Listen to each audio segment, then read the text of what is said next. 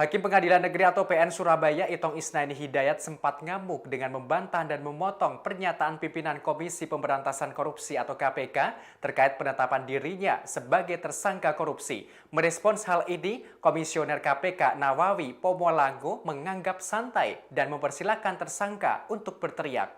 Dikutip dari Kompas.com pada Jumat 21 Januari 2022, Nawawi menegaskan setiap pihak bebas mengekspresikan perasaannya, termasuk apabila ingin berteriak dan ekspresi yang lain.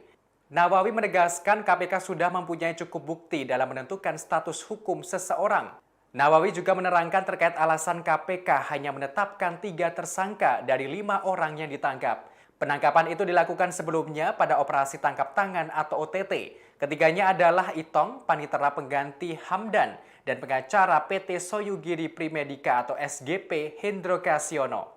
Adapun 2 orang yang belum ditetapkan statusnya adalah Sekretaris Hendro bernama Dewi dan Direktur PT SGP Ahmad Prihanto.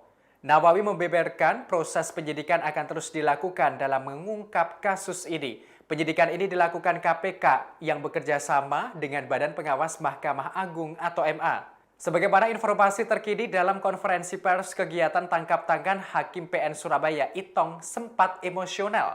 Ia menyatakan penolakan saat ditetapkan sebagai tersangka. Saat itu ia ditetapkan sebagai tersangka dalam kasus dugaan tindak pidana korupsi berupa suap penanganan perkara di PN Surabaya. Sang hakim itu yang sudah berjaket oranye tahanan KPK langsung membalikkan badan dengan tangan terborgol.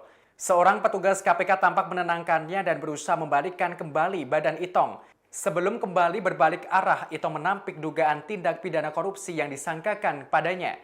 Ia berteriak semua yang dikatakan pimpinan KPK adalah omong kosong.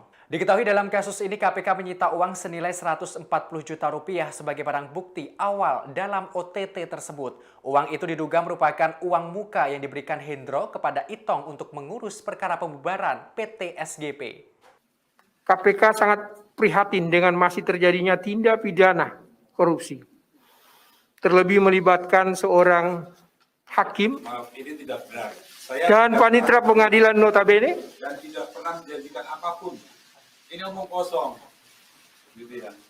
Jadi tidak benar semua. Panitera pengadilan yang notabene adalah seorang aparat penegak hukum. Saya sendiri sangat sedih sebagai orang yang